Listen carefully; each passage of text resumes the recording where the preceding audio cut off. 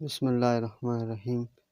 شیخ عبد القادر جیلانی، جنہیں غوث اعظم بھی کہتے ہیں، بڑے بزرگ اور ولی اللہ وہ گزرے ہیں۔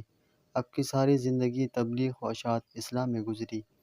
بے شمار لوگوں نے آپ سے روحانی فیض حاصل کیا۔ آج بھی دنیا آپ کی تعلیم سے فیض یاب ہو رہی ہے۔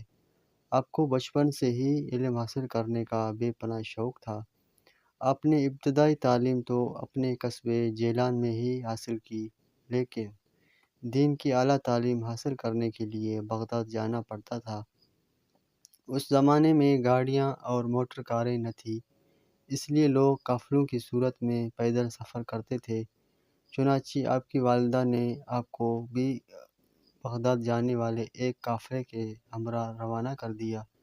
سفر پہ روانہ ہونے سے پہلے آپ کی والدہ نے آپ کو کچھ خوراک اور 40 اشرفیاں گزر اوقات کے لیے دیں۔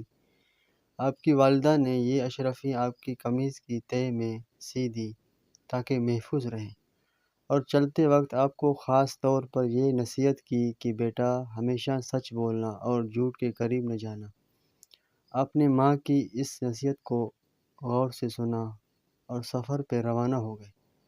قافلے کے لوگ ڈرتے ڈرتے سفر پہ روانہ ہوئے۔ انہیں اس بات کا بھی خدشہ تھا کہ کہیں راستے میں ڈاکو قافلے پر حملہ نہ کر دیں، کیونکہ ان دنوں راستے غیر محفوظ تھے اور ڈاکو اکثر قافلوں کو لوٹ لیا کرتے تھے۔ آخر وہی ہوا جس بات کا ڈر تھا۔ قافلے نے ابھی سفر کے 2 منزلیں ہی طے کی تھی کہ ڈاکوؤں کے ایک گروہ نے رات کی تاریکی میں اس پر حملہ کر دیا۔ تمام قافلے میں افراتفری اور بھگدڑ مچ گئی اور ڈاکو نے اہل قافلے کو خوب لوٹا۔ ایک ڈاکو شیخ عبد القادر جیلانی کے پاس آیا اور کہنے لگا، لڑکے تیرے پاس کیا ہے؟ آپ نے جواب دیا، میرے پاس 40 اشرفیاں ہیں جو میری قمیض کے تہہ میں سلی ہوئی ہیں۔ ڈاکو نے آپ کی اس بات کو مذاق سمجھا اور ہنستا ہوا آگے گزر گیا۔ اتنے میں ایک اور ڈاکو آپ کے پاس آیا اور وہی سوال کیا۔ آپ نے پھر وہی جواب دیا۔ وہ ڈاکو یہ جو اب سن کر حیران ہوا اور آپ کو پکڑ کر اپنے سردار کے پاس لے گیا۔ ڈاکو کے سردار نے تعجب سے آپ کو دیکھا اور پوچھا، لڑکے سچ مچ بتا تیرے پاس کیا ہے؟ آپ نے وہی بات دہرائی۔ آپ کی یہ بات سن کر سردار کی حیرت کی انتہا نہ رہی۔ آپ نے اپنی قمیض کی تہہ کو کھولا تو پوری 40 اشرفیاں زمین پر گر پڑی۔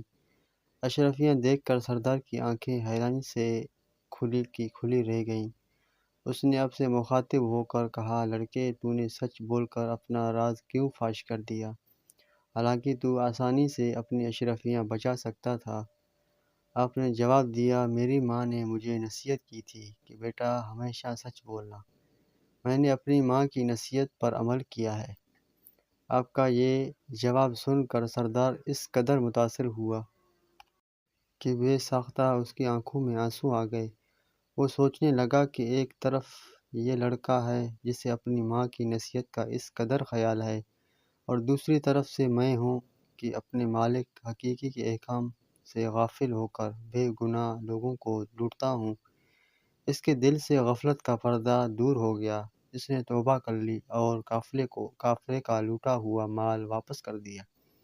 اس طرح آپ کی سچائی کی بدولت ڈاکوؤں کی اصلاح ہو گئی اور وہ نیکی اور پرہیزگاری کی زندگی گزارنے لگے۔